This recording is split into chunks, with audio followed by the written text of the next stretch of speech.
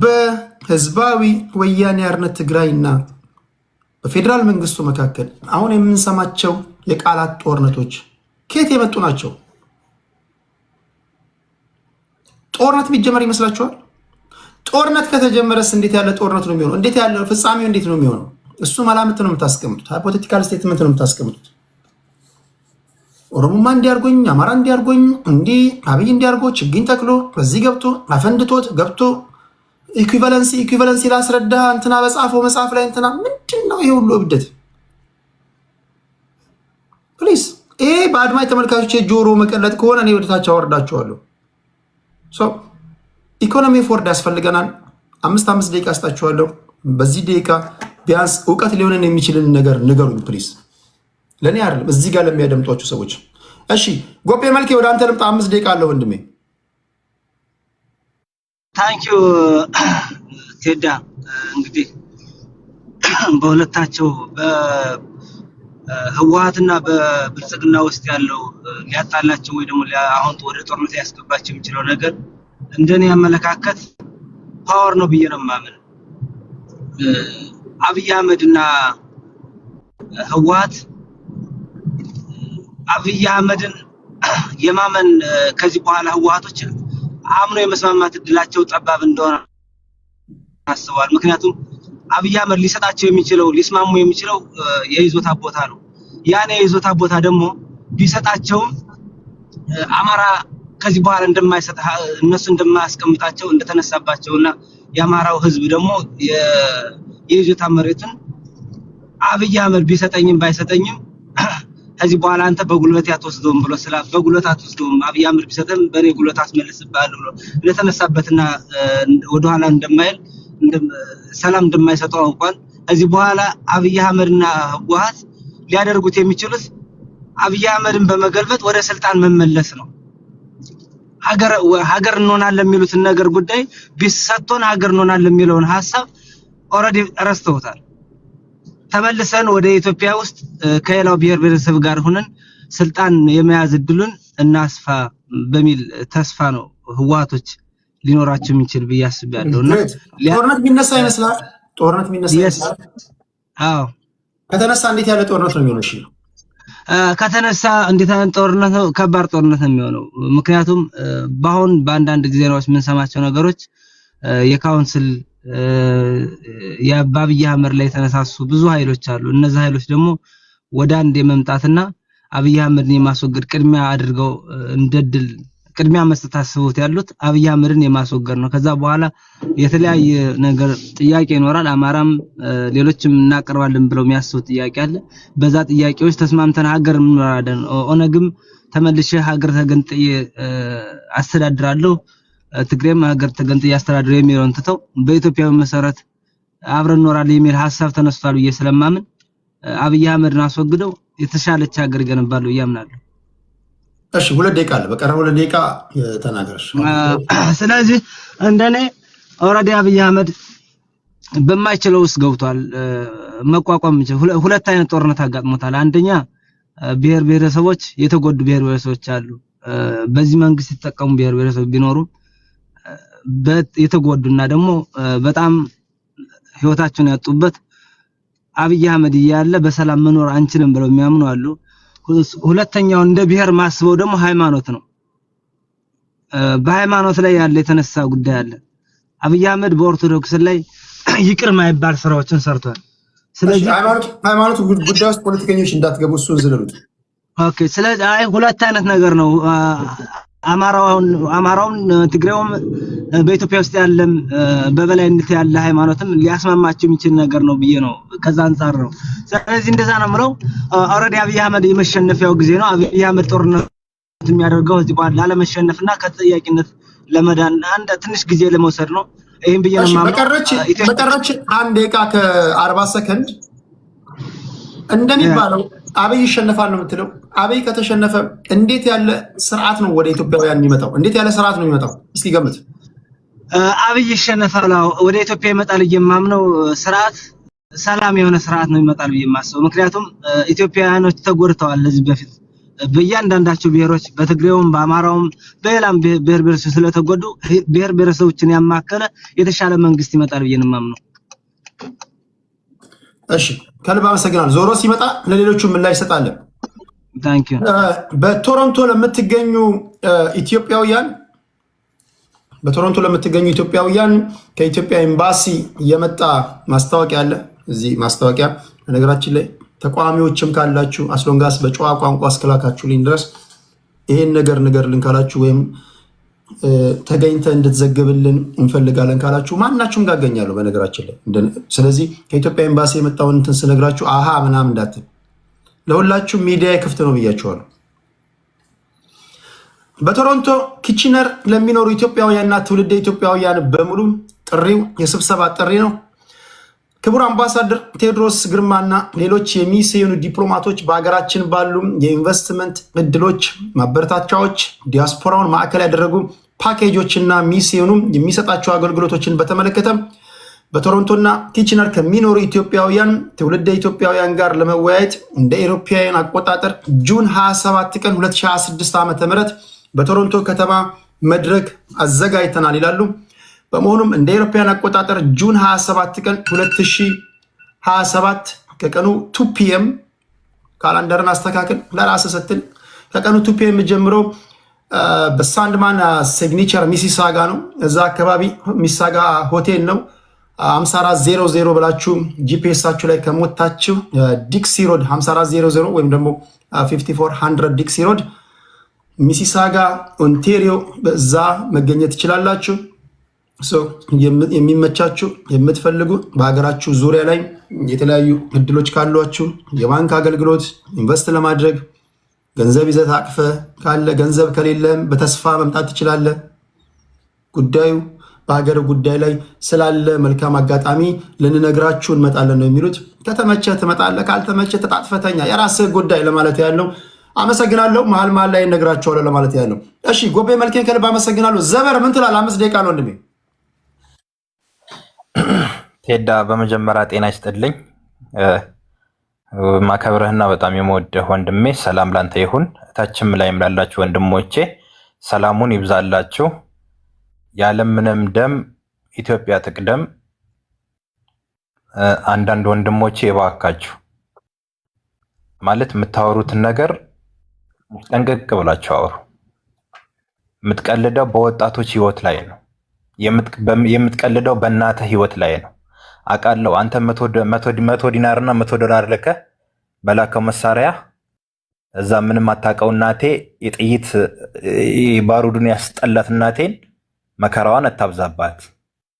ወይ አንተ ሄድ አልታገልክ፣ ወይ ለሚታገሉት ትክክለኛ መንገድ አልሰጠህ። እኛን መከራችን በታበላን መልካም ነው። በመጀመሪያ ደረጃ ስትጀምርልህ ቴዳዬ ሀገር የምትባለዋ ነገር ለሁላችሁም እንደ አንድ ፖይንት ልናገር የምፈልገው ነገር መንግስትንም አትናቁት፣ ታጣቂዎችም አይናቁ። ይህ የትግራይና በኢትዮጵያ መንግስት መካከል የሚደረገው ጦርነት በቲማቲም ውርወራ የሚደረግ ጦርነት አይደለም።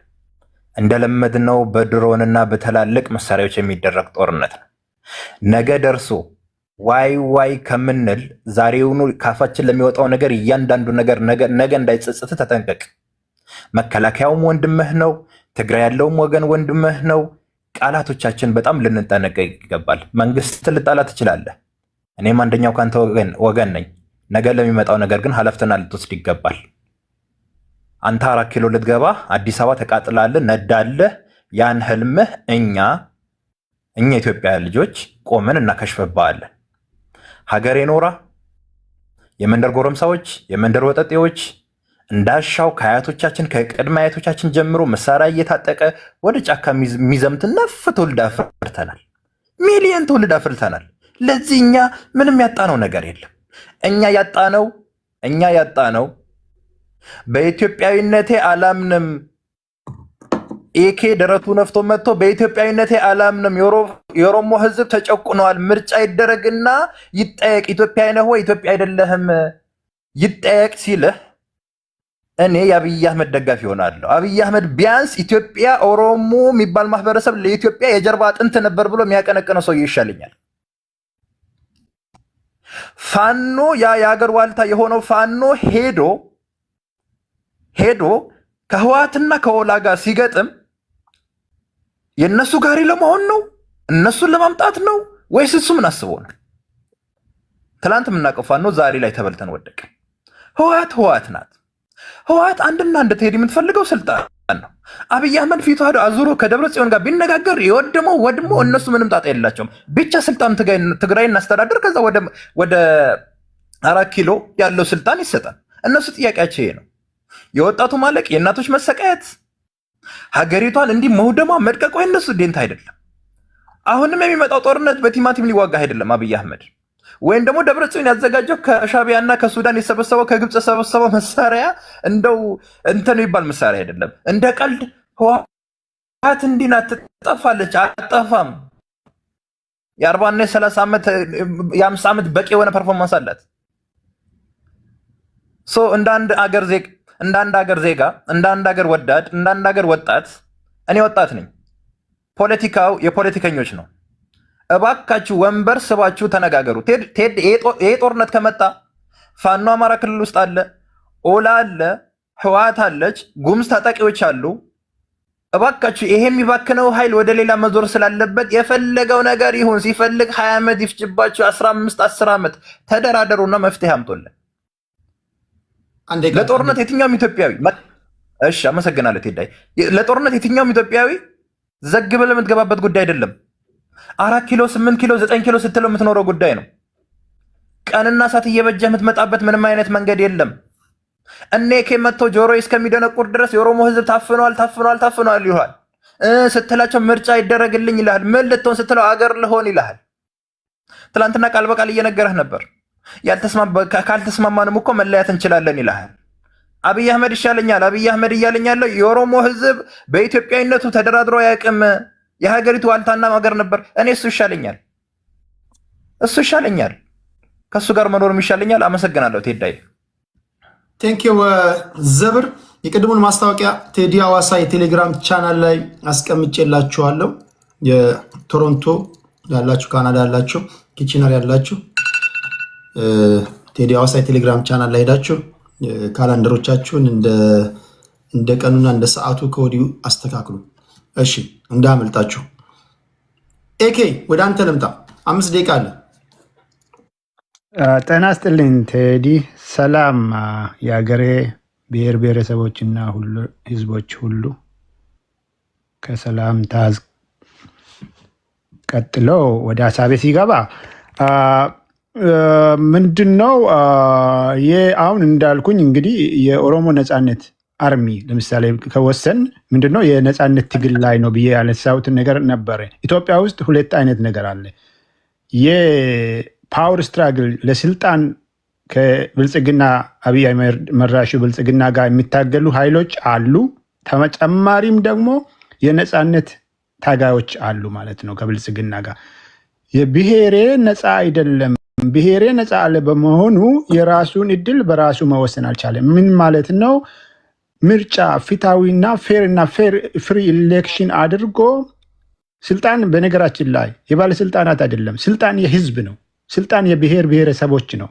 ይሄ እውቅና አግኝቶ አቅም ኢትዮጵያ ላይ እውቅና እንዲያገኝ ነው አሁን የፖለቲካ ምህዳሩን ብልጽግና በመዝጋቱ ታጣቂዎች በየቦታው ተነስቶ ብልጽግና ላይ ጦርነት በየቦታው እንትን ብሎ አገራችን አደጋ ውስጥ እስከ መግባት የደረሰችው ማለት ነው። እና ምንድን ነው እያልኩኝ ያለው አሁን ለምሳሌ ቴዲ ቅድም ቲፒኤልኤፍ እና ፒፒ እንደ የትግራይ ጦርነቱ እኮ የስልጣን ሽኩቻ ነው የነበረ። በነገራችን ላይ ቲፒኤልኤፍ ለየት የሚያደርገው ነገር ከሌሎች አሁን ለምሳሌ ከኦሮሞ ነፃነት ጦር የሚለየው ለየት የሚያደርገው ነገር ስለ ሀገራችን ኢትዮጵያ ስለሆነ እየተወያየን ያለ ነው። ሁሉም ማወቅ ያለባችሁ የራሱን ክልል ይዞ ትልቋ ሙሉ ኢትዮጵያ የብሔር ብሔረሰቦች አገር ላይ አገር መራሹ ብልጽግና ላይ ነው፣ ኢትዮጵያ ላይ ነው ጦርነቱ። ስልጣን ሽኩቻ ነው። ኦኬ፣ የትግራይና የብልጽግና ጦርነት የስልጣን ሽኩቻ ጦርነት ነው። ጸቡሳ አገራችን ኢትዮጵያ ላይ ነው። ኦኬ፣ 4 ኪሎ ገብቼ ኢትዮጵያን እኔ ነኝ መዘወር ያለብኝ የሚል ላይ ነው። 27ቱ ጊዜ ስልጣን በበላይነት ሲመሩ ነበሩ ቲፒኤልኤፎች። አሁን ደግሞ የኛው መጣና የእነሱ ማደጎ ወይ ደግሞ መለለስ የፈለጋችሁትን ማለት ትችላላችሁ። ከዛስ በስልጣን ሽኩቻ አላስፈላጊ ዋጋ የኢትዮጵያ ብሔር ብሔረሰቦች ልጆች እና ዜጎች ህዝቦች ልጆች በጦሩ ሰለባ ሆኖ በጦርነት በግራም በቀኝም ማለት ነው አላስፈላጊ ዋጋ ይከፍላሉ ታጣቂዎቹ ማለት ነው። የሀገር መከላከያ የሚባሉም ሆነ በዚህኛውም ደግሞ የራሳቸውን ህዝብ ለማዳን ብሎ ወደ ዲፌንስ የገቡት እንደ ቲዲኤፍ አይነቶቹ ማለት ነው። በኦሮሞ ነፃነትን በኩል ጦርነትን በኩል ከመጣን ጨርሶም ራሱ ኦሮሞ የታገለው ለዘመናት ነፃ ወጥቶ በቃ በዲሞክራሲያዊ በሆነ መልኩ ፌርና ኢሌክሽን ተደርጎ ራሱ የፈቀደውን የወደደውን እና ለፖለቲካ ስልጣንም የተዘጋጀውን ልጁን ከአብራኩ አውጥቶ ለመንግስትነት ማድረስ ነበረ። ያ አልተሳካም። ምንድነው ተካቸፈ፣ በኦፒዲዮ በነበሩት የዛሬ ብልጽግናዎች ማለት ነው። ስለዚህ ፖለቲካ ምህዳሩ በሀሳብ የሚታወቁት ጉዳይ ነው። በሀሳብ ፖለቲካ መስራት ኢትዮጵያ ላይ ዛሬ አይታሰብም። በሀሳብ ፖለቲካ እንሰራለን በሰላማዊ መልክ ምናምን የሚሉ ፖለቲካ ፓርቲዎች ካሉ ኢጣፋንታቸው ብልጽግና አብይ መራሹ ብልጽግና እጅ ላይ ወድቋል። የፈለጋችሁትን ፕሮሚነንት የሆኑ ፖለቲሻኖችን መጥራት ትችላላችሁ። ከተፈለጉ ሊታሰሩ ከዛም በላይ እስከ መገደል አደጋ ውስጥ ገብተዋል ማለት ነው። ሌሎችም ደግሞ ከአገር የተባረሩ የሚታቁት አውራ ፖለቲሻኖች በሀገራችን ደረጃ ያሉትን ለዘመናት የምናውቃቸውን ማለት ነው ተገፍተው ወጥተዋል። ስለዚህ በቃ ይሄ አዋጭ አይደለም ብሎ ወደ ታጥቆ ፖለቲካውንም ትጥቁንም ወደ አስጨራሽ ትግል የገቡ ኃይሎች ናቸው ማለት ነው በየቦታው ያሉት አሁን ከብልጽግና ጋር ተናንቆ ያሉት ማለት ነው። ይሄን ካልኩ በኋላ ሁሌ መሳሳት የሌለብን አሁን ወንድሜ ኤኬ ብሎ ምናምን ነገር ኢትዮጵያ ላይ አንደራደርም፣ አገራችን ላይ አንደራደርም። ብሔር ብሔረሰቦች ኤክስኤክስ የምታደርጉ ጥሩ ስላልሆነ ቀይሩት። የመጨረሻ ማስጠንቀቂያ ነው። ኤክስኤክስ ኮመንት ላይ ስትጽፉ ጥሩ አይደለም ለአካውንቱ። በጌታ ፍቅር ቀይሩት። እሺ አኬ ቀጥል። ኦኬ መሀል ስለገባ ደቂቃ 2 ካረክልኝ ደስ ይለኛል። እና ኢትዮጵያ በሚባልበት ጊዜ ስለ አገር ጉዳይ ነው ወገኖች። በጣም ፖለቲሻኖች ይሸውዷቸዋል። እንደ ኤኬ አይነቶቹ ነገሮች ሰዎች፣ ግለሰቦች ራሴን ችዬ የሚደግፈውንም ፖለቲካ ተቋም ኦኬ በጥንቃቄና በኃላፊነት ነው የሚናገረውን ነገር ሁሉ ማለት ነው። ኦኬ ስለዚህ ምንድነው ሌሎች የማይነግሯችሁን ነገር እኔ እነግራቸዋለሁ። ሌሎች ይሸውዷቸዋል፣ እኔ አልሸውዳቸውም። ለህዝቤ ስል ህዝቤ ነፃ አይደለም። ነፃ ባለመውጣቱ የነፃነት ትግል አስፈላጊ ስለሆነ ነው እየደገፍኩ ያለሁት። ነፃ ከወጣ በኋላ የኦሮሞ ፖለቲካ ጥያቄዎች አሉ። እነዛ ጥያቄዎች መልስ ያገኛሉ፣ ተቆጥሮ ይመለሳሉ ብዬ ስላመንኩበት ነው ማለት ነው። ይህን ካልኩ በኋላ ይመለሳለሁ። ታንክ ዩ።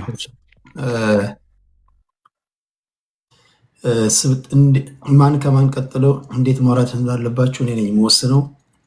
የአርበኛው ልጅ ሁላችሁንም ስለማውቃችሁ የሀሳብ ድግግም አንዱ በኋላ እንዴት እንደማድረግ እንትን ስላልኩ የኔ ነው ምናምን እንዳትሉኝ፣ ሰው አቀማመጣችሁን አስተካክለዋለሁ። እሺ የአርበኛው ልጅ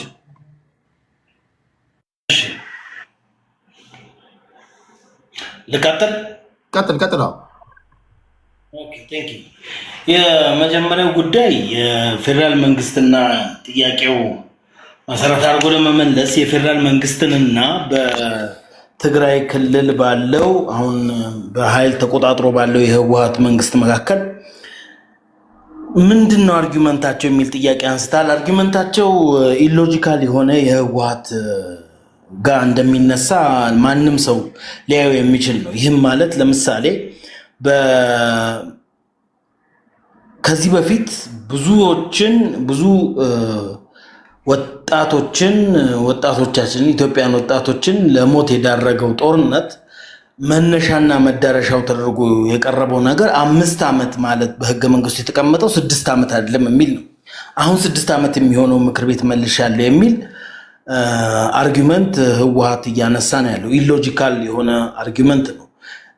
ቀጥሎ ደግሞ ወደ ኋላ ሄደን ደግሞ 1 ዓመት ወደ 2024 ብለን በፈረንጆቹ አቆጣጠር ብለን ብንሄድ የህወሓት የምዝገባና የህገወጥ የሆነ ስብሰባ መነሻ ነው። የፌዴራል መንግስቱና በክልሉ ባለው ኢንትሪም አድሚኒስትሬሽን ለመቀበል መጀመሪያም ተቀብሎ አፖይንት ማድረግ ደን አልቀበልም ብሎ ደግሞ 2 ዓመት በሚለው በቀድሞ ህግ መሰረት አቶ ጌታቸው ረዳ ከጨረሱ በኋላ በተሻሻለው ህግ ነው አቶ ታደሰ ወረደ የተሾሙት። ያን የተቀበለውን ህግ አሁን አልቀበለውም ብሎ የማጭበርበርና እንትን ማለት መጀመሪያ ላይ የጊዜያዊ ምዝገባ የፓርቲዎች የጊዜያዊ ምዝገባን ከተቀበለ በኋላ አሁን ደግሞ አልተቀበልኩትም የማለት የህወሓት ላይ የሚታዩ ሲምፕተሞች ናቸው። ከሱ በላይ ደግሞ በህወሓት ላይ ሌላ የሚታየው ነገር ምንድነው? የራሱን ስትራክቸር ያለመጠበቅ፣ የራሱን ህገ ደንብ ያለመጠበቅና እሱ በሚፈልገው መልኩ ማስወጣት የሚፈልጋቸውን ሰዎች ማስወጣት መፈለጉ ይመስለኛል። ከምንም በላይ ግን የነዚህ ያው እነ ጌታቸው ረዳን ለማባረር የግድ ጉባኤ መጥራት ነበረበት። ጉባኤ በመጥራቱ ምክንያት የፌዴራል አካላት ሳይኖሩ ወይም በተለይ ደግሞ የምርጫ ቦርድ ሳይኖር በህጉ መሰረት በ2019 በወጣው ህግ መሰረት ቢሆን በተሻሻለው ህግ መሰረት ያንን ሳያደርግ የራሱ እንትን ማድረጉ ይሄ ትልቅ ስቴፕ እና ትልቅ ስህተት ያደረገ ነው። የቀድሞ ምዝገባ ይመለስልኝ የሚለው ኢሹ ነው አንደኛው የጭቅጭቅና የጉርብጥ መንስኤ ነው ብዬ የማስበው።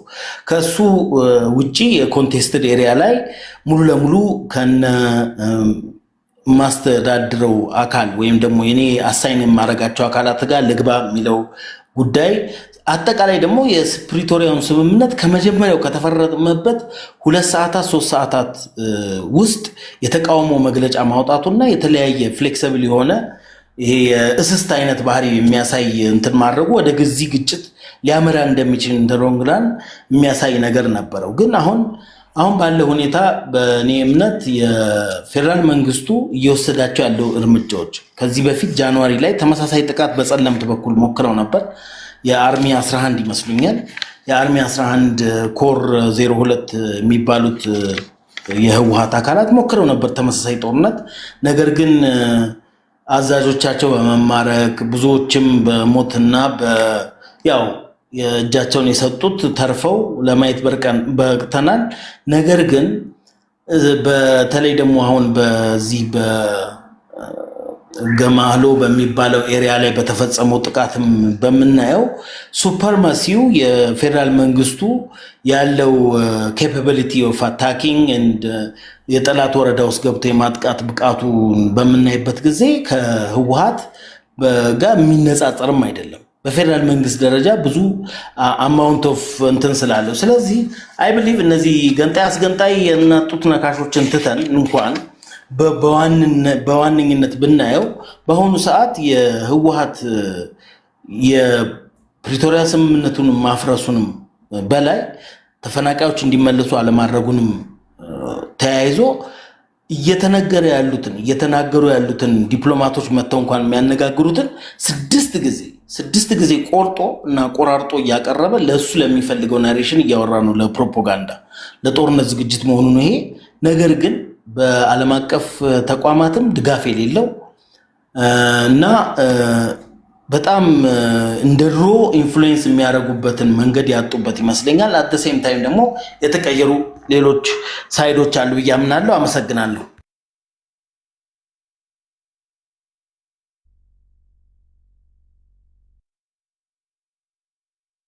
ዳሚት ነህ ዶክተር ታሜ እንዴት ነህ?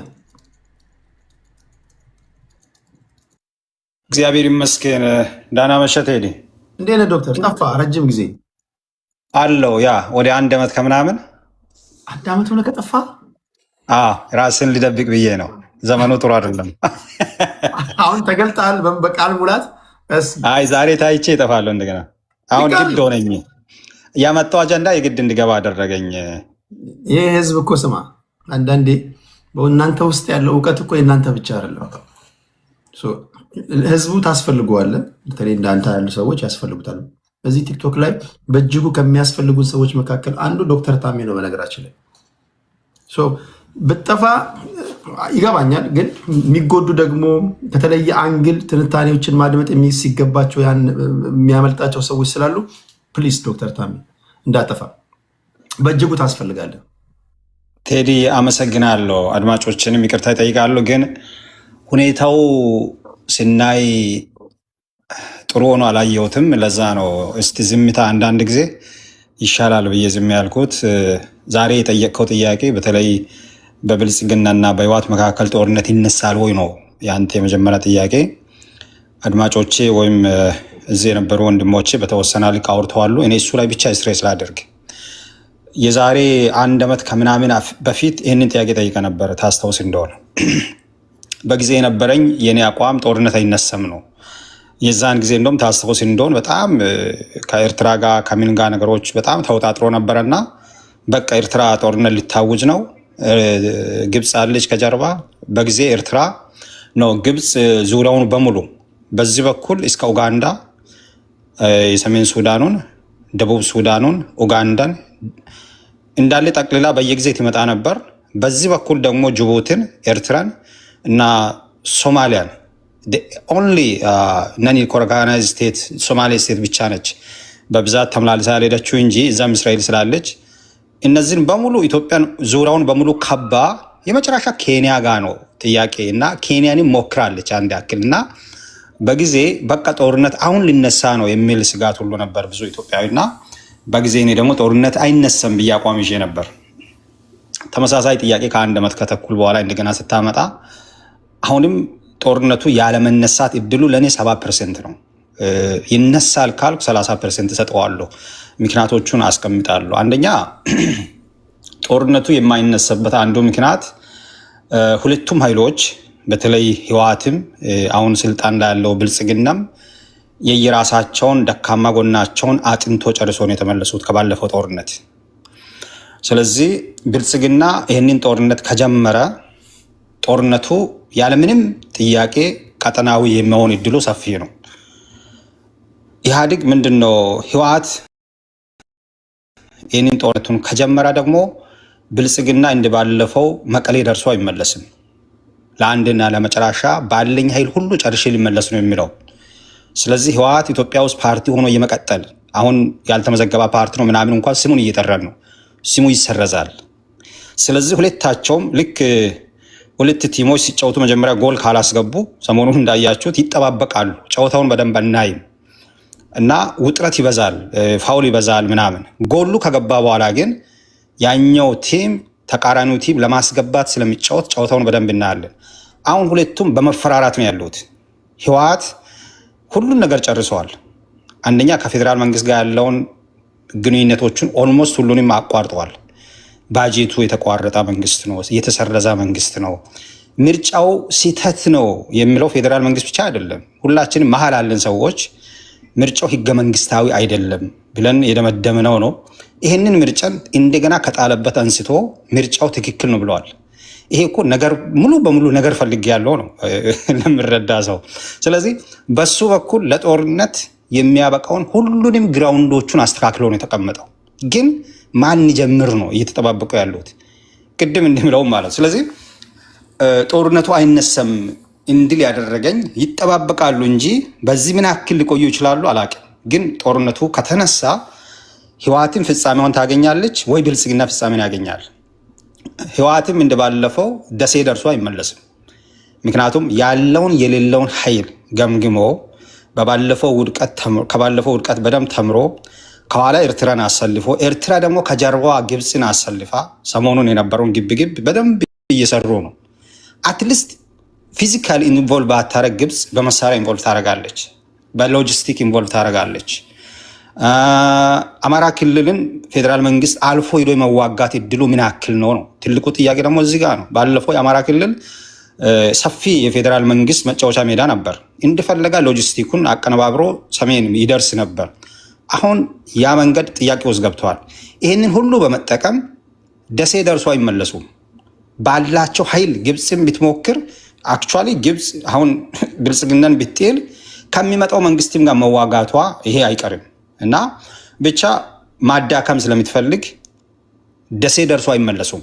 ስለዚህ የመጠባበቅ የመፈራራት እድሜያቸው ወይም ዘመናቸው ምን ያክል 3 ዓመት ይሁን 5 ዓመት ይሁን 10 ዓመት ይሁን አንዱ እስኪተኩስ ይጠብቃሉ።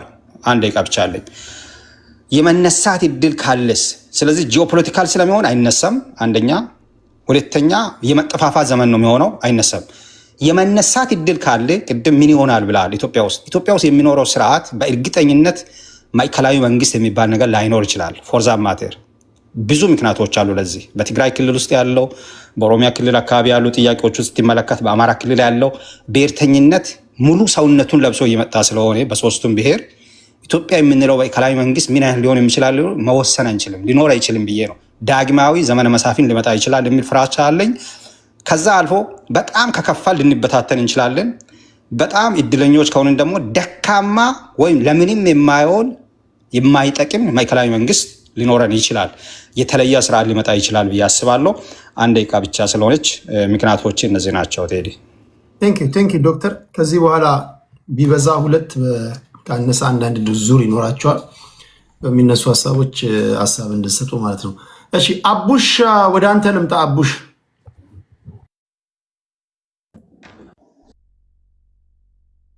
በጣም ነው የማመሰግነው ስለሰጠኸኝ እድል። አይነው ቤትክ የተከበረ ቤት ነው። ትላልቅ ሰዎች የሚያዳምጡት የሚከታተሉት ቤት ነውና የመንግስት ባለስልጣናት፣ ትላልቅ ሰዎች የሚከታተሉት ብዙ ትምህርታዊ ነገሮች የሚወሰድበት ስለ ሀገር፣ ስለ ዓለም ያለውን ነገሮች ሰው የሚማርበት ነውና እኔም ከዛ እሳቤ ነው ዛሬ ወደ ቤትክ መምጣት የፈለግኩት።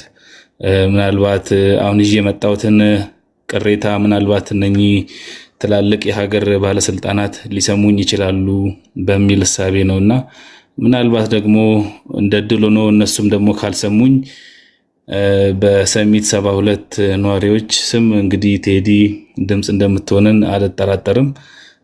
ምን ሆነ መሰለ፣ ይቅርታ በጣም ኦፍ ቶፒክ ነው የገባውባችሁ። ቴዲን ሪቻውት ለማድረግ እየሞከርኩ ነበረ። አጋጣሚ ያው ቢዚ ስለሆነ እሱም ጊዜ ስላላገኝ አሁን ከምናወራው ጉዳይ ጋር ይሄዳል። የምታነሳው ሀሳብ የማነሳው ሀሳብ ከዚህ ጉዳይ ጋር አይሄድም። ስለ መሬት አሁን እኛ አንገብጋቢ ነው ማህበረሰቡ መስማት አለበት ብለህ የምታስበው ካልሆነ ለራስህ ብቻን ሌላ ፕሮግራም ልስጥና እዛ ላይ መተበት ነግረን አሁን እንዳይደበላለቅባቸው። በጣም አንገብጋቢ ነው ቴዶዬ። ሰፈር ውስጥ ሰው ሁሉ እያለቀሰ ነው። ማለት አንገብጋቢ ስል ቶሎ መረጃ የምሰጣቸው ለህዝብ እንዲጠነቀቅ ምናምን የምታደርገው ነገር ነው። ወረርሽኝ ምናምን ነገር ነክ ነገር ነው። ኢትስ ናት ላይክ ወረርሽኝ፣ ግን የመሬት ወረራ ነው። ፓርክ እየወሰዱብን ህፃናቶቻችን የሚጫወትበትን ፓርክ ግለሰብ እየመጣ እያጠረብን ስለሆነ የመንግስት ባለስልጣናት እያወቁ አይደለም፣ ማንም አያውቅም። እና በክፍለ ከተማና የክፍለ ከተማ አመራሮች ጋር አንድ ላይ በመሆን መሬት እንዲህ የህፃናት የሚጫወቱበትን ግሪን ኤሪያ እያጠሩብን፣ ግሪን ኤሪያ መንግስት የሰጠንን ግሪን ኤሪያ አጥረን እያለማ ለዚህ ለራሱ በቻለ መንገድ ቅሬታችሁ እንድታቀርቡ ሌላ ፕሮግራም ላዘጋጅልን። አሁን እዚህ ላይ መቀላቀል አንደኛ እንትንም አይደለም የፕሮግራሙ እንትንም ስላልሆነ ይህንም እንደዚህ አይነት ነገር አድርጌም ስለማላቅ እንዳይዘበራረቅ እንዳይበረዝ ነገ ስለምገባ ነገ አስቀድመናና የሆነውን ነገር ሰፊ ደቂቃ ሰጥቼ በዛ ላይ ተናገር። መልካም። እሺ ቴንክ ዩ በጣም አመሰግናለሁ። ሶሪ በጣም ከልብ አመሰግናለሁ አቡሽ። እሺ አቡሽ እናመሰግናለን። እንዲህ ያለ ነገር ከምናወራው ቶፒክ ጋር መረጃ ለማካፈል የምትፈልጉ ሰዎች ካላችሁ ወደ ውይይታችን ከመግባታችን በፊት ወይም ደግሞ ቶፒክ አድርጌ ካነሳሁት ጋር የሚያያዝ ከሆነ አያይዛችሁ መናገር ይኖርባችኋል። ካልሆነ ግን በተናጠል ችግር የለውም። ሁላችሁ የምትናገሩበት ሚዲያ ነው ካልኩኝ ሁላችሁም ያለውን መሬት ላይ ያለውን ችግር እንድትናገሩ መፍቀድ አለብኝ። ግን መቀላቀል ስላልፈለግኩኝ ነው። እሺ ወደ 4 ነው የቀራችሁት። 2 የብልጽግና 2 አንደኛው የኦነግ አንደኛው ዶክተር ታሜ ደግሞ ነገሮችን በግል እይታ የሚያይ ሰው ነው። የትኛውም ጎራ ውስጥ የሌለ ሰው ነው። ሁለታችሁ ቀርታችኋል። የመጨረሻ ዙር 6 ደቂቃ ልስጣችሁና በተነሱ ጉዳዮች ላይ በዋነኛነት ምንድን ነው ቅድማውን ዶክተር ታሜ ያስቀመጣቸው ነጥቦች አሉ። ይሄ ጦርነት ከተጀመረ ምን ሊሆን እንደሚችል የራሱን መላምት ከተለያዩ ቫሪያብሎችን ገጣጥሞ ነግሮናል። ኢትዮጵያ እንዴት ያለ ቅርጽ ሊኖራት እንደሚችል የዶክተር ታሜ የራሱ እይታ ነው። በነገራችን ላይ በዚህ ጉዳይ ላይ ስናወራበት ከፕሪቶሪያ ስምምነት ጀምሮ ስናወራ የቆየን ህዝቦች ነው። ስለዚህ ያውቀዋል። እሱን እያንዳንዱ ነገር ስለሚያቆም ነው የገባው። ይሄ ጦርነት እንደ አብዛኞቻችሁ ትንታኔ ስቲል ብዙዎቹ ይሄ ጦርነት ሊነሳ አይችልም ይላሉ። ፖለቲከኞች ወይም የሁለቱ የፖለቲካ ፓርቲዎች ካላቸው ትራክ ሬከርድ ስናይ ችግሮቻቸውን ጠቅላይ ሚኒስትሩ በቅርብ የተናገረው ንግግር 10 ዓመት መነጋገር ይሻላል 1 ዓመት ከመዋጋት የሚል ንግግር ተናግረዋል። ይሄ ጦርነት ሁለቱ ፓርቲዎች ብቻ ስለፈለጉት ማይዋጉበት ሰላም ሊያወርዱ የሚችሉበት ነው ወይስ ሌላ ቆስቋሽ ኃይሎች አሉ? ለምሳሌ ቆስቋሽ ኃይሎች ካሉ አንዳንድ ጊዜ የምንዋጋው ጦርነት የኛ መሆኑን እርግጠኛ መሆን መቻል አለብን። አንዳንዶቻችን የምንዋጋው ጦርነት የኛ አይደለም። የኛ ሊመስለን ይችላል። የኛ እንዲመስልን ተደርጎ ስለተሳለ የኛ አለመሆኑን የምናውቀው ፍጻሜውን ስናይ ነው።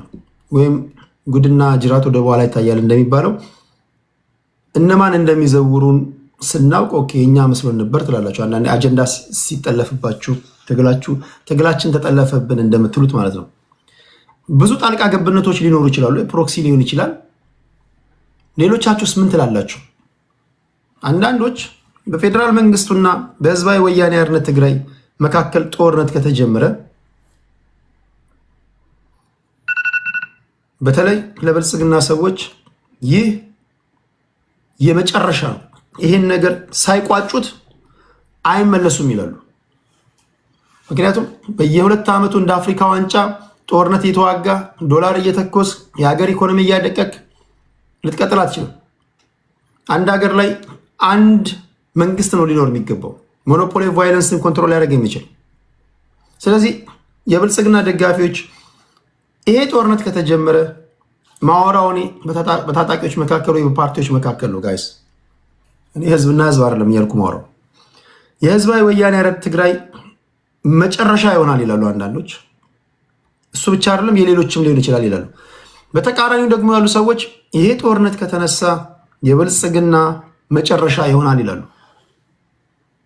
ሌሎቻችሁ ምን ትላላችሁ? እንደዛ እንድትሉ ሲያደርጋችሁ ምንድናቸው? እነዚህ ለምሳሌ አሳማኝ ነጥቦቻችሁ ምንድናቸው? ለምሳሌ የብልጽግና መጨረሻ ይሆናል ካልክ ምክንያታችሁ ምንድን ነው? እሱን ለአድማጭ ተመልካቾች እንድትነግሩ ተጨማሪ 6 ደቂቃ ሰጣችኋለሁ። መጀመሪያው ከዘብር ነው፣ ከዛ ኤኬ፣ ከዛ አርበኛው፣ ከዛ ታሜ። እሺ ዘብር ጀምር። እሺ ቴዳ፣ በነገራችን ላይ ልክ እንደ ወጣት ሀገርህን በጣም ስትወዳት እንዳትበታተንብህና የሆነ ነገር እንዳትሆንብህ ከመስጋት አንጻር ከመጥፎም እጅግ በጣም መጥፎ ይሻላል በሚለው ነው ይህን መንግስት እንትን ምለው። ብልጽግና እኔ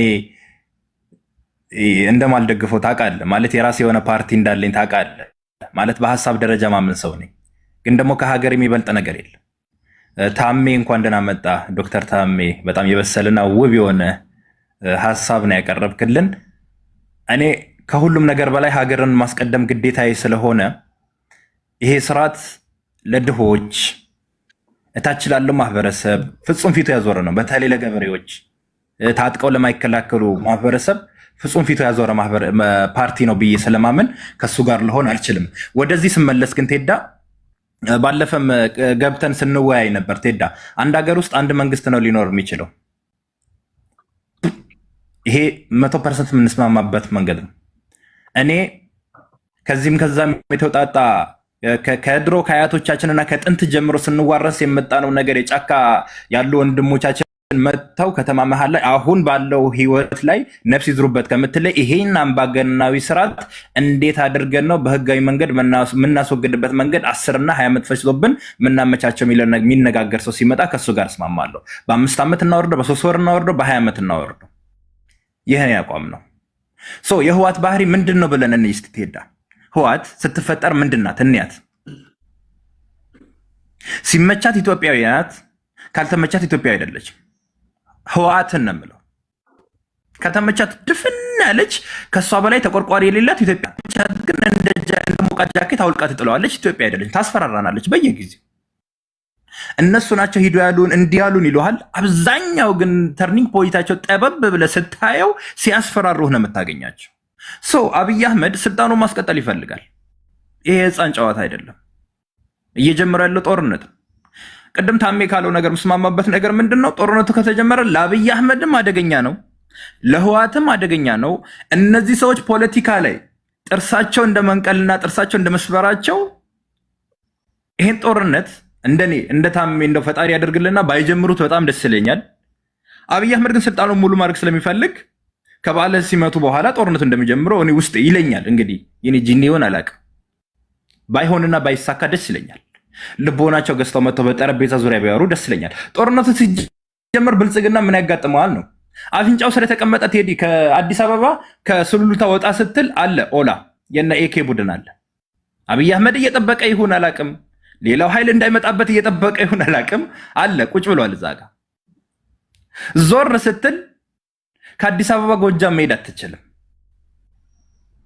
በገረም ገዳሜው ልትሄድ ይሆናል ግን አትችልም። እንደ ድሮ አይደለም። ታሜ ገልጾት አልቀደም። ወደ ጉምዝ ስትሄድ ጥምዝምዝ ነው። ለስርዓቱም አደገኛ ነው። ትሄዳ ለስርዓቱ አደገኛ ነው ስል ለሀገሪቷም አደገኛ የሆነ ነገር ይዞብን እየመጣ ነው። የድሮ የነበረው የዘመረ መሳፍንትን ይሄ በየወረዳውና በየእንትኑ የሚገዛንን ስርዓት ልንፈጥር ነው ማለት ነው። ኢትዮጵያውያን እዚህ ጋር ነው ቆም ብለው እንዲያዳምጡ የሚፈልገው በቀና ልቦናቸው። ያንን እኛን የባሰ 400 500 ዓመት ወደ ኋላ የሚወረወረን ጉዳይ ነው። ሰው ምንድነው መሆን ያለበት? ጫካ የገቡ ወንድሞቻችን ኮዝ የላቸውም ብዬ አልንቅም። ኮዝ አላቸው፣ ኮዛቸውን አከብራለሁ። ከምንም በላይ ግን ጠረጴዛ እንዲመርጡ እኔ መጀመሪያ ፍላጎት ነው። ሰው ጠረጴዛ ካልመረጡ ምንድነው የሚፈጠረው? አደገኛ የሆነ ጦርነት ይፈጠራል። ትሄዳ ያለፈው ጦርነት የጦርነት ጥሩ የለውም አይደል? ጥሩ የነበረ ጦርነት ነው። ለምንድነው ያደገኛ የሚሆነው? ህወሓት፣ ሻዕቢያ፣ ግብፅ፣ ሱዳን ዶክተር ታምራት ሱዳንን ለምን እንደረሷት አላውቅም። ህወሓት እድሜ ዘመኗ ሻዕቢያ እድሜ ዘመኗ ወታደር ስታከራይ ኖረች። ለህወሓት አስተማረቻት። ወንድሞቻችን የገዛ ስጋዎቻችን ሱዳን በረሃ ላይ ሄደው ተከራይተው ሲዋጉ ማነው ከዚህ የሚያወጣኝ ብለው ሲጮሁ ተመለከተን። የኛው የራሳችን ኢትዮጵያ ወንድሞቻችን ህወሓት ወታደር ማከራየት ትችልበታለች። ለአብይ አህመድም ማከራይተዋለች፣ ለህወሓትም ታከራየዋለች። እና ይሄ በቲማቲም ውጋያ ስለማይሆን አደገኛ የህዝብ ፍጅት ስለሚያመጣብን ይሄ ነገር ፖለቲከኞቻችን እንደው ቀልብ ገዝተው ባለም በሌለም ኃይላቸው አሜን ብለው የጠረጴዛዊ ውይይቱ ቢያደርጉት በጣም መልካም ነው። ቴዳ ስለሰጣኝ እድል አመሰግናለሁ። ደቂቃዬን አልጨረስኩም፣ ክላስ አለብኝ። ቴዳ በጣም ነው የማከብር፣ በጣም ነው የምወደህ። ቴዳ እድሜ ይስጥልኝ። ከልብ አመሰግናለሁ ዶክተር ታሜ። እዚህ ከመጡ ሜሴጆች መካከል ዩቲዩብ Dr. Tamme, I'm very glad to hear from you. Please, we need you. You are very important person to us. ብለውሃል። እንዳጠፋ ነው ብዙ ሰዎች ረጅም ጊዜ ሆኖናል ይለዋል ዶክተር ታሜ። ብዙ አድናቂዎች አሉ። ከኢትዮጵያ ኤምባሲ የመጣውን ማስታወቂያ ወደ እናንተ አደርሳለሁ። ክብራትና ክብራን የስብሰባ ጥሪ ይላል። በቶሮንቶና ኪችነር ለምትኖሩ ኢትዮጵያውያንና ትውልደ ኢትዮጵያውያን ክቡር አምባሳደር ቴዎድሮስ ግርማና ሌሎች የሚስዮኑ ዲፕሎማቶች በሀገራችን ባሉ የኢንቨስትመንት እድሎች፣ በዛ ዙሪያ ማበረታቻዎች፣ ዲያስፖራውን ማዕከል ያደረጉ ፓኬጆችና ሚስዮኑ የሚሰጣቸውን አገልግሎቶች በተመለከተ በቶሮንቶና ኪችነር ከሚኖሩ ኢትዮጵያውያን ትውልደ ኢትዮጵያውያን ጋር ለመወያየት እንደ አውሮፓውያን አቆጣጠር ጁን 27 ቀን 2026 በቶሮንቶ ከተማ መድረክ ተዘጋጅቷል። በመሆኑም እንደ አውሮፓውያን አቆጣጠር ያው ጁን 27 2026 ከቀኑ 2 ፒኤም ጀምሮ በሳንድማን ሲግኒቸር ሚሲሳጋ ሆቴል ወይም 5400 ዲክሲ ሮድ ላይ ሚሲሳጋ ብላችሁ እዛ በሚካሄደው ስብሰባ ላይ እንድትገኙ ተጋብዛችኋል ተብላችኋል። ይህንኑ ማስታወቂያ ራሱ ነው ቴዲ ሐዋሳ የቴሌግራም ቻናል ላይ አስቀምጬላችኋለሁ። ማህበረሰባችንን የሚጠቅም ህዝቡ ቢያቀው ይጠቀምበታል ብላችሁ የምታስቡትን ማስታወቂያ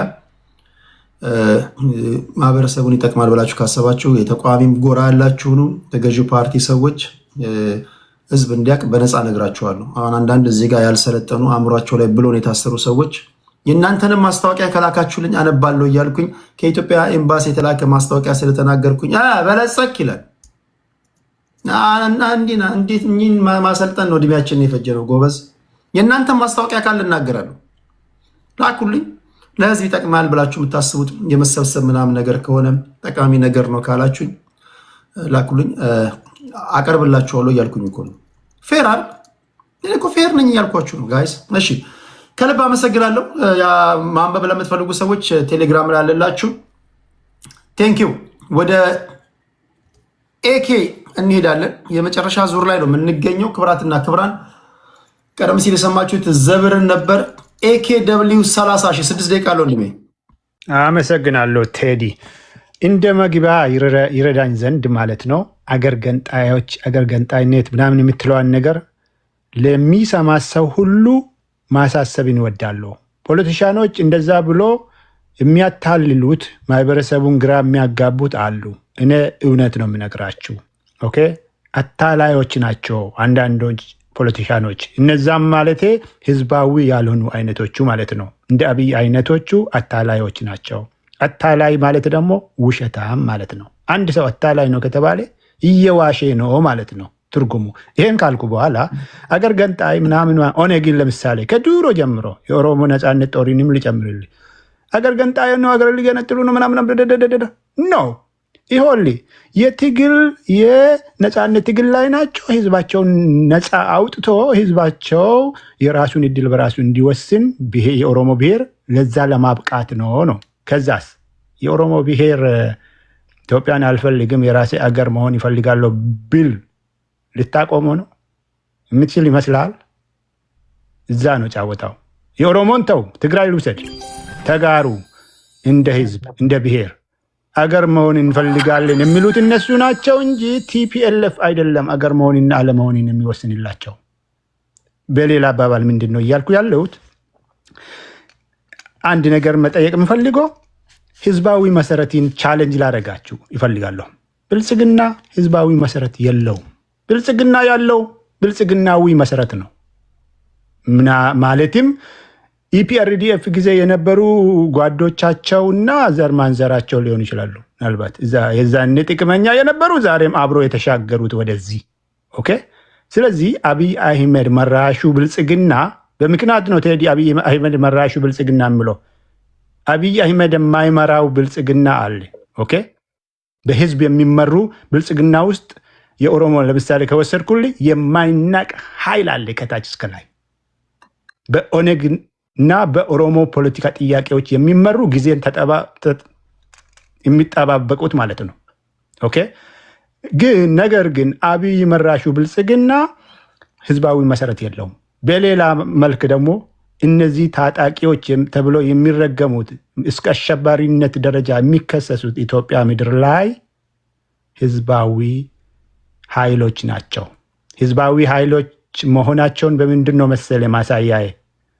የህዝባቸውን የብሔራቸውን ፖለቲካ ጥያቄ ይዞ ቆጥሮ ፖለቲካ ፕሮግራማቸውን አሳውቆ ህዝባቸውን ኢምፓወር አድርጎ ህዝባቸው ቅድም ባልኩ መሰረት የራሱን እድል በራሱ እንዲወስን። ያ ማለት ምን ማለት ነው? በሌላ አባባል ሪፕሬዘንቴሽን ከአብራኩ ማውጣት፣ ህገ መንግስታዊ የሆነ ህዝባዊ የሆነ ፊታዊ የሆነ ፖለቲካ ሪፕሬዘንቴሽን ወይ ደግሞ ፖለቲከኛን ለፖለቲካ ስልጣን ማብቃት።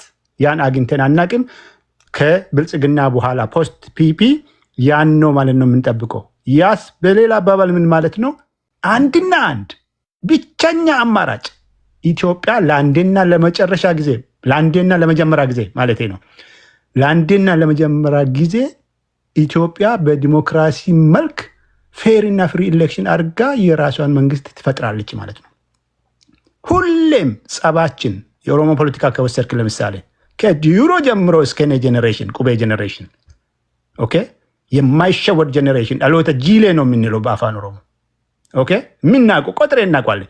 ቴዲ የሆነ ጊዜ ምሁራንን ስትፈልግ ነበር። ምሁራኖች ዝም አሉ ምናምን አይነት ነገር። ምሁራን ማን ናቸው? ይኸው እዚህ ጋር ያሉ ምሁራን ናቸው። ፕሮፌሰር ዶክተር ምናምን ታይትል እንዳይሸውደን፣ ጊዜው አልፎበታል። ዛሬ የሚሰራ ነው የሚፈለገው። ዲተርሚንድ የሆነ አይነቱና ገብቷቸው ፖለቲካ ውስጥ የሚሳተፉ ኦኬ እውነት ነው ውሸት ነው የሚሉ አይነቶቹ ምሁራንን ነው የምንፈልገው እንጂ ምሁራን የተማረና የፈሪ የሆነውን ኃላፊነቱን ግዴታውን የተማረ ዝም አይልም ይባላል። ዝም ያለውን እንደዛ አይነቶቹን ሪጋርድለስ ቱ ዘር ታይትል አንቆጥራቸውም ማለት ነው። አሁን ለምሳሌ በኦሮሞ ፖለቲካ ጥያቄዎች መዝመር የሚባል ነገር አለ። እዛ መስመር ውስጥ ትገኛለህ አትገኝም? የማትገኝ ከሆንሽ አንተ ምንም አይደላችሁ። ዛት ዘ ኪ መጨረሻው ፖይንት ምንድነው? አሁን እዚህ ጋር ያለሁት ከብልጽግና በኋላ ብልጽግና ህዝባዊ መሰረት የለውም። ስለዚህ ለአንድና መጨረሻ ጊዜ መውደም አለበት። ፖለቲካ ምህዳሩን ከፍቶ ወደ ሀሳብ ከትጥቅ አውጥቶ ወደ ሀሳብ ይመልሳል የማይመስል ነገር ነው። ለዛ ሁለቴ ተሞክረዋል። የኦሮሞ ነፃነት ጦር ታንዛኒያ ድረስ ሁለቴ ጎልደን የሆነ ኦፖርቹኒቲ፣ አንዱ ጎልደን ኦፖርቹኒቲ ልክ እንደመጣ አብይ አህመድ ኢትዮጵያ ወደ ዲሞክራሲ የማሻገር እድል አግኝቶ ነበረ። ያን አላሳኩም፣ አበላሹት።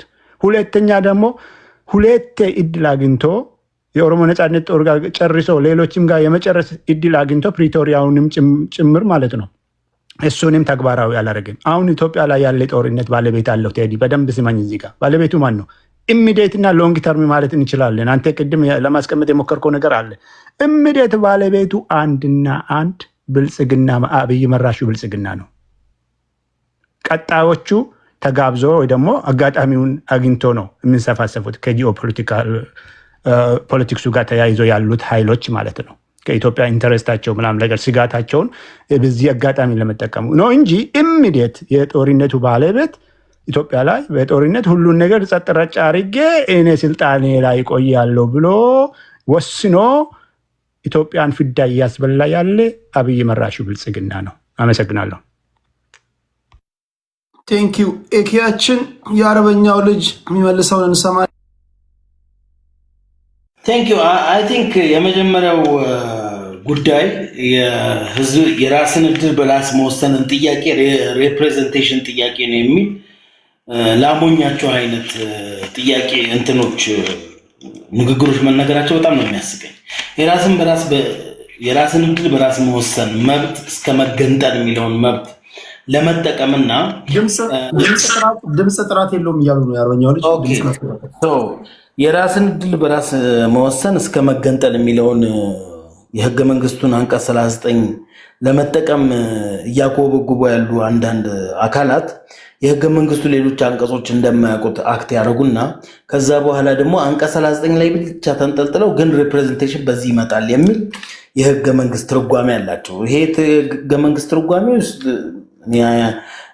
እንትን ነው ብዬ ይሄ ነው ብዬ መግለጽ የምችለው አለ እርስ በርስ የሚቃረን ቅድም ኢሎጂካል ነው ብዬ ያነሳሁትን ነገር የህወሓት ላይ የሚታየው ሲምፕተም እንደሚታይባቸው ኢቭን ጥምረት ሲፈጥሩ ሁለት ኢሎጂካሎች ሁለት እብዶች የፈጠሩት ጥምረት ነው ብዬ ነው ማስበው። ነገር ግን ያው ጌታቸው ረዳ እንዳለው አንዳንድ እብዶች መተባበርና ህብረት መፍጠር ቻሉና የማይሆን ጂኦግራፊካል ሁሉም ኢትዮጵያ ውስጥ ያለ ሁሉም ክልሎች ብትላቸው ላንድሎክ ናቸው። ደብል ላንድሎክ ለመሆንና ከበብኩት ለሚሉት ነገር በሌሎች ክልሎች መከበባቸውን የማያስተውሉ ነገር ግን ሌሎች ላይ መጫን የራሳቸውን ሀሳብ የመጫን ሁሌ ፍላጎት ያላቸው አካላት አሉ። እነዚህ አካላት ተቀባይነት አይኖራቸውም። አሁንም ተቀባይነት አይኖራቸውም ወደፊትም። ሚንዋይል አንድ እዚህ ጋር ያነሳው ክሪቲካል የሆነ ፖይንት ስላለ እሱን ብመልስ ደስ ይለኛል። ማን ያሸንፋል የሚለውን ጥያቄ ብመልስ ደስ ይለኛል። በተለይ ደግሞ ማለት ነው እስካሁን ድረስ እየተቀመጠ ያለው በፌደራል መንግስቱ በኩል የመጎተቻ ወይም ደግሞ መያዣ ፖይንት ይሆነናል ተብሎ ይቀመጥ የነበሩ አንደኛው ምንድነው ከእንትን ጋር የተያዘ ነው። የአሜሪካን ኢንፍሉዌንስ ኦን ኢትዮጵያ አንደኛው አካል ነው። የአውሮፓ ህብረት ነው ሁለተኛው። የድጎማ በጀትንም እስከማቆም ድረስ የደረሰ ነበር። ይሄ እነዚህ ሁለቱም ተለቀዋል። አፍተር ቲፒኤልኤፍ ከስምምነት ወጥቻለሁ ካለበት ጊዜ ጀምሮ እነዚህ ነገሮች ብቻ ሳይሆን ደግሞ የፌደራል መንግስቱ ገቢ መጨመርና የፌደራል መንግስቱ አክሰስ ሊያደርጋቸው የሚችሉ ድሮ ተገድበው የነበሩ በሳንክሽን አማካኝነት ተገድበው የነበሩ አክሰሶች ተከፍተውለታል። ፍሮም ኤኒዌር ዓለም አቀፍ ሕግን ባልጣሰ መልኩ መሳሪያ ማክሰስ የማድረግ ራሱን ዲፌንድ የማድረግ ካፓሲቲ አለው። ሚንዋይል ግብፅም ይሁን የግብፅ መንግስትም ጋር በተያያዘ በተለይ የግብፅ ተቃዋሚዎች የግብፅ መንግስትም ራሱ በተደጋጋሚ የሚላቸውን ነገሮች ፎሎ ባረክ ቁጥር አይደለም ሶስተኛ መንግስት ለማቋቋም እና ከኢትዮጵያ ኮምፒት አድርጎ ሳውት ሱዳንን እንኳን የከፈተውን ቤዝ ፕሮቴክት ማድረግ አልቻለም። ነገር ግን በዚህ በብሉ ናይል ስቴት በኩል ያለውን ጦርነት መግፋት ምናምን ነው እያየ ያለው። በዚህ ውስጥ እየተሳተፈ ያለው ህወሓት በህዝቡ በኩል ያለው አስተሳሰብ አታይ ምንድን ነው የሚለውን ማንሳትና ማየት ያለብን ይመስለኛል። ወጣቶች በቪዲዮ በምናየው መልኩ ሊመለምሏቸው የሚመጡ ሰዎችን የመግደል እስከ መግደል ድረስ የሚደርስ እርምጃ የመውሰድ የማባረር፣ የመደብደብ፣ አካላዊ ጉዳት የማድረስ ጉዳዮች እያየን ያለ ነው። በትግራይ ህዝብ በኩል ወጣቱ ምን እያለ እንደሆነ እያየን ያለ ነው። ህዝባዊ መሰረት አላቸው የሚሉ አንዳንድ የዚህ ህዝባዊ መሰረት እያሉ ህዝብን በሙሉ አፈናቅለው ከአንድ ቦታ ካሸሹ በኋላ አግተውም አሰቃይተውም ምን ብለው ካሸሹ በኋላ ስማቸው እየተጠራ እገሌ ነው እንትን ያለኝ ተብለው ብሌም በሚደረጉበት ሁኔታ ላይ የለም ምን ያደለውም እያሉ ፖይንት ለማድረግ የሚሞክሩበት መንገድ ጥሩ ባይሆንም፣ ነገር ግን ኢንፋክት በአሁኑ ሰዓት የፌደራል መንግስቱ ሳፖርት እየጨመረ እየመጣ ነው ያለው አሁን እያየን ያለ ነው ማለት ነው። በዚህ ሂደት አንጻር እነዚህ አካላት በጦርነት በጥምረትም ሆነው በሚመጡበት ወቅት የሚኖራቸው ኢንፍሉዌንስ የፌደራል መንግስቱን የሪሙቭ የማድረግ ካፓሲቲም አነስተኛ ነው ብዬ አስባለሁ። ነገር ግን ፕሮፓጋንዳው ከኢንፋክት ኦን ደ ግራውንድ ካለው አቅም ጋር የተያያዘ አለመሆኑን በተደጋጋሚ የቀድሞ የህወሓትም የኢህአዴግም ሰዎች እያየን ነው። የኤርትራም ሰዎች ብዙ የሚያወሩትን ፕሮፓጋንዳ እየሆኑና እየተፈጠረ እያየን አይደለም። ነገር ግን ፕሮፓጋንዳው ልቆ በመሄዱ ምክንያት ብዙ ሰዎች ይህንን አይነት ፐርስፔክቲቭ አላቸው። ሚንዋይል ግን እዚህ ጋር በመሰረታዊነት ልናየው የሚገባው ጉዳይ ጦርነቱን ለማንሳትም በዚህ አይነት ዝግጅት ውስጥም እንዳለ እየተናገረ ያለው ህወሓት ነው። በተደጋጋሚ በጀነራሎቹ ምናልባት ትግርኛ ለማሰሙ ሰዎች በትግርኛ በተደጋጋሚ እየተናገረ ያለው ሌላ ነው። የመቶ ዓመትም ይሁን 30 ዓመትም ይሁን 1000 ዓመትም ይሁን መስዋዕት የሚሆን ወጣት መዘጋጀት አለበት ብለው እነዚህ ወታደራዊ ጀነራሎች መናገር የጀመሩት 2024 ነው። ነገሮችን ኤስካሌት ላለማድረግ ፌደራል መንግስቱ ይዞት ነው እንጂ በተለያየ መልኩ ወታደር ሲያስመርቁ በዲዲአር ይበተናል የተባለ ወታደር ሲያስመርቁ፣ በተለይ ደግሞ ጌታቸው ረዳ እዛው ሆኖ እንደነገረን ከሆነ ወታደር መልምለው በተፈናቃዮች ጋር አብረው ቀላቅሎ ታጣቂ ለማስመለስ የሚሞከር ያህል ሄደዋል። ይህን ነገሮች ስቴፖች ባያየን ቁጥር ዓለም አቀፉ ማህበረሰብ የሪኮግናይዝ እያደረገ ያለበት ሁኔታ የተለየ መሆኑና የድሮ ድጋፉ አሁን እንደሌለ ማየት ይችላል። ነገር ግን የአሁኑ የጦርነት መጨረሻ ይሆናል ብዬ የማስበው በአሁኑ ሰዓት በጎረቤት ሀገርም ብናይ የዳርፉር እስከ ሳውት ሱዳን ኢትዮጵያ ወደ ላይ ያለውን አካል እየተዋጉ ያሉበት ሁኔታ አለ ብለን ብናስብ እንኳን የኤርትራ መንግስት ከሱዳን አንጻር ያለውን ርቀት እንደገና ደግሞ ያለውን የቴክኖሎጂ ሁኔታ መሰረት አድርገን የምናወራ ከሆነ የሚሊተሪ ቴክኖሎጂ መሰረት አድርገን የምናወራ ከሆነ ኢትስ ሞር ኮምፕሊኬትድ ፎር ኤሪትሪያ ኤንድ ይሄ ጽምዶ የሚባለው አካል ለማሸነፍ። ይሄን በመሆኑ ምክንያት ነው አሁን ድንበራቸው አቅራቢያ እንኳን ተቀጥቅጦ እስካሁን ድረስ መልስ መስጠት አለም ይሄ ሆኗል ብለው እንኳን ኮንፈርም ማድረግ ያልቻሉበት ሁኔታ። አመሰግናለሁ።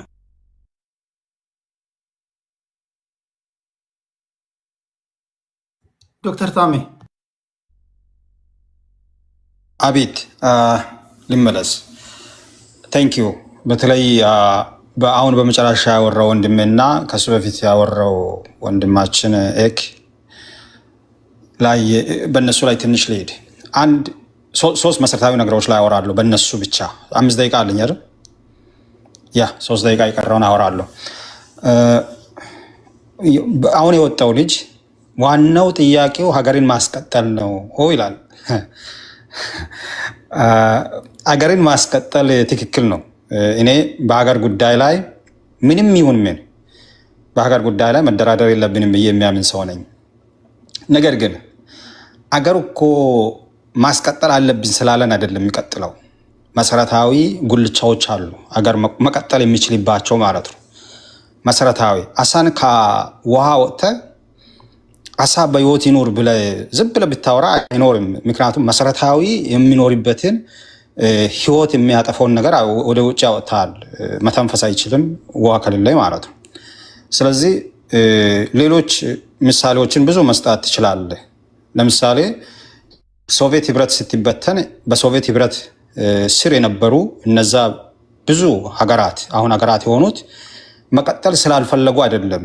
ጎርባቾቭ ዋዝ ዘ ፈርስት ሪዘን ይህንን ፖሊሲን ወደ ውጭ ገፍቶ ያወጣው ማለት ነው። ከሱ በፊት የነበሩት አምቆ ይዞ ነበር።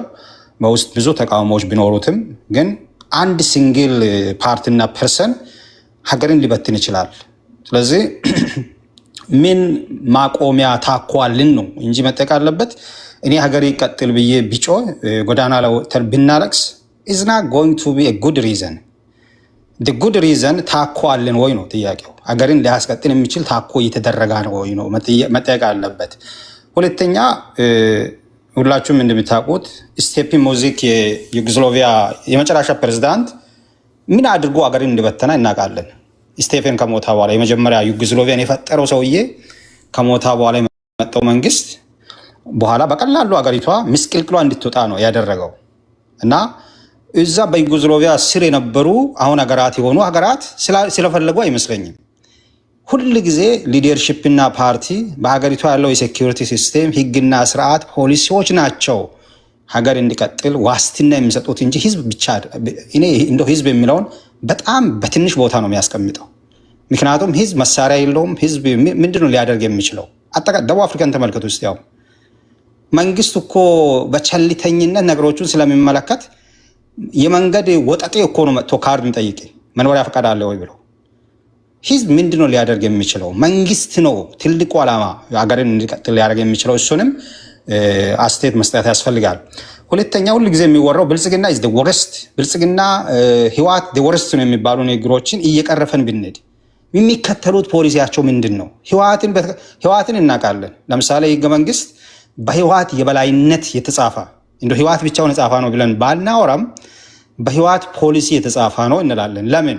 ህወሓት ዛሬም አንገቴ በዚች ህገ መንግስት ስር ነው የሚቆረጠው ብሎ ስለሚከራከር፣ ስለዚህ ህገ መንግስቱ ደራሲ ነው ብለን እናወራለን።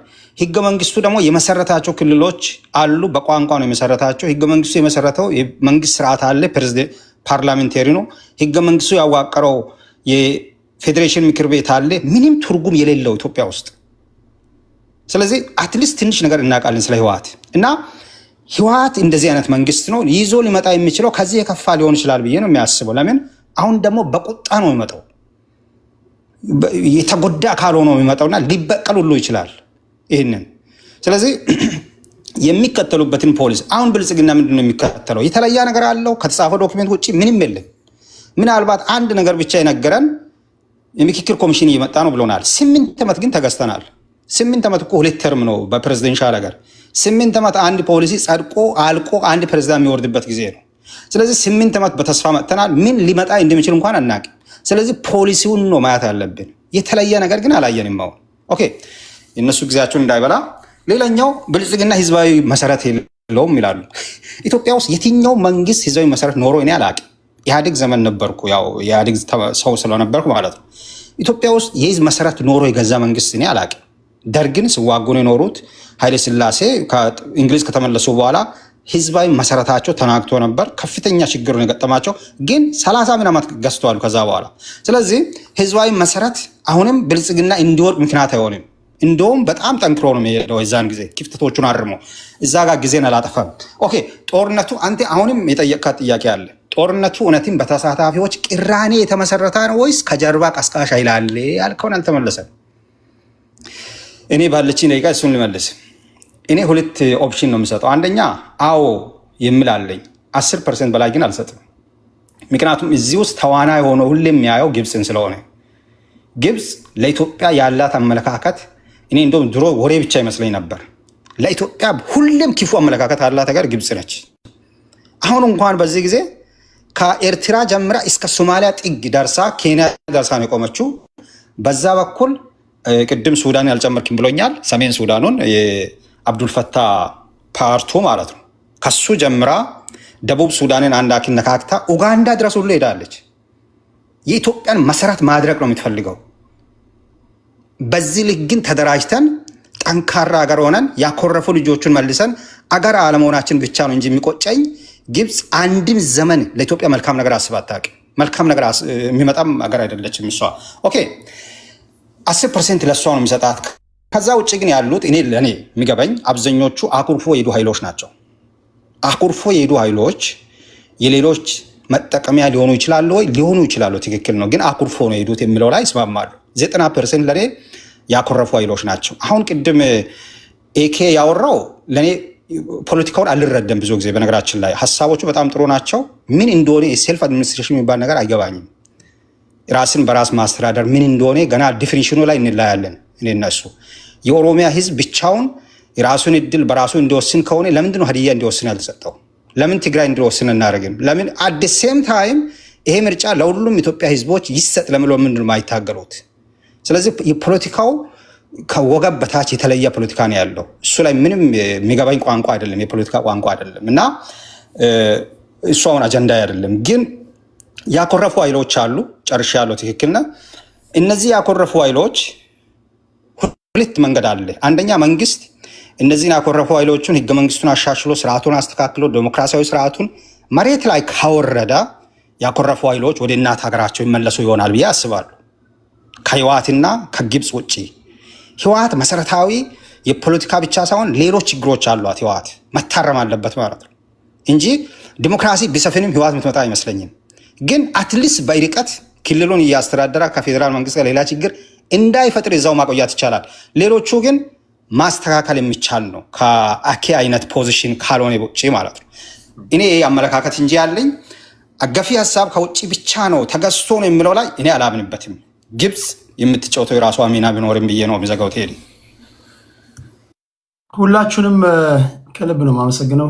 ዶክተር ታሜ ኤኬ የአርበኛው ልጅ ዘበር ቴዲ የመጨረሻ እድል ካለ በጣም የታሜና የአንቴ ላይ የማንጸባርቀው ሀሳቦች አሉ። በጣም የሚጠቅሙ ሀሳቦች ነበሩ። ነገ የት ይሄዳል? እኛ ከዘመነ ኦሪት ጀምሮ እያወራን እየተነተንን የመጣ ነው። ነገ እግዚአብሔር ከክፉ ይጠብቀን፣ በሰላም በጤና። መልካም ይመቺ። አመሰግናለሁ። ሀይ ታሜ፣ በዚህ አጋጣሚ እንገናኛለን። እሺ ኪያሽ